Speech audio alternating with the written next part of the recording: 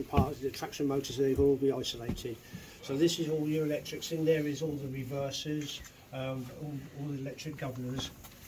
On that side there, that is all the brake gear, your bogey brakes, your E70, and everything controlling the brake gear.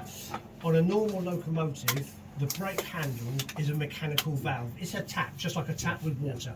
Not on these.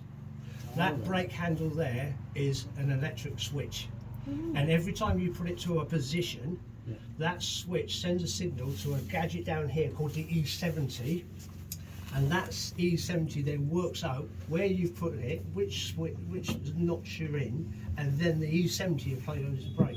So you've got like an electrical circuit in between. Right, come through here.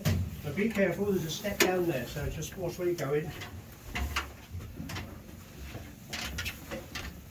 This is the main generator.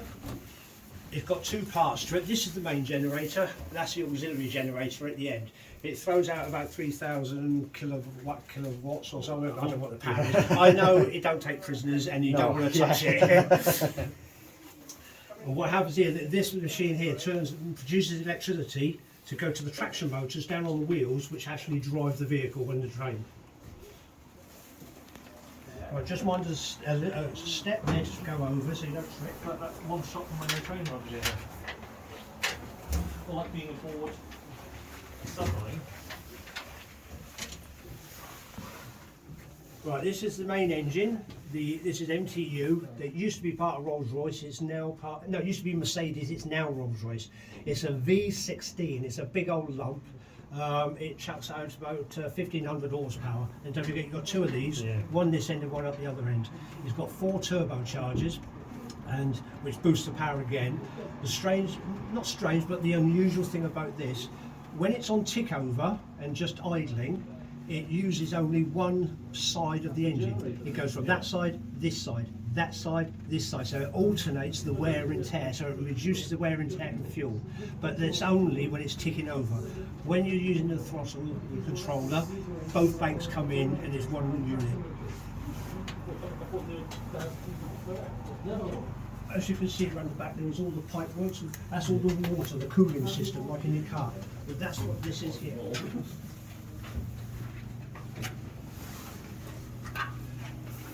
This is the cooling group.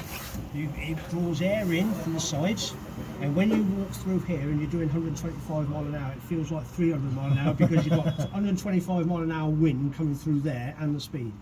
And it draws it in through the sides, through the radiators, and through a large fan through the roof. It's built by Voith, which is transmission people, and they work with MTU because now the old cooler groups were horrendous for overheating, and our HSTs used to overheat all the time. One end, then the other end, this end, that end. So Voith got with MTU, and this has been specifically built for the MTU engines. We've had no more problems with the MTU engines now. They are fuel efficient, emissions, everything. They don't overheat. It's a good setup now. I think it should be exhaust fan fault,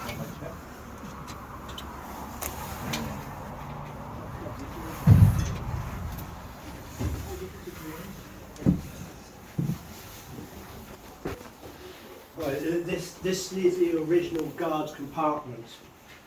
That little box there, that's a big computer that controls all the engine. That's part of the engine. It records all the parameters, pressures, temperatures, everything like that. That's the emergency equipment.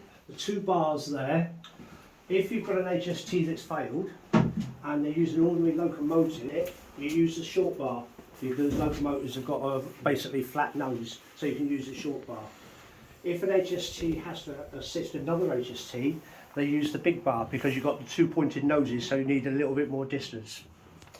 The 2 ladders there, obviously the wooden ladder is just the emergency access ladder to get in and out.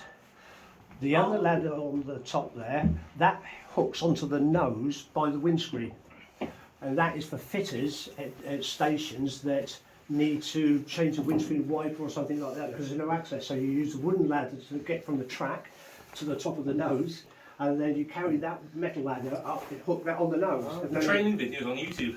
Is it? Yeah. Oh, Your instruction. I don't need the videos. I've done them both. I remember there was a story about a high-speed train which had a derailment Yeah. on the line to Newquay, Oh yeah. and the only way to get the passengers back from where they'd been stranded mid-section was to ferry them in this compartment on one of the locos. Yeah. Lots of shuttle runs. Yeah. On the prototype,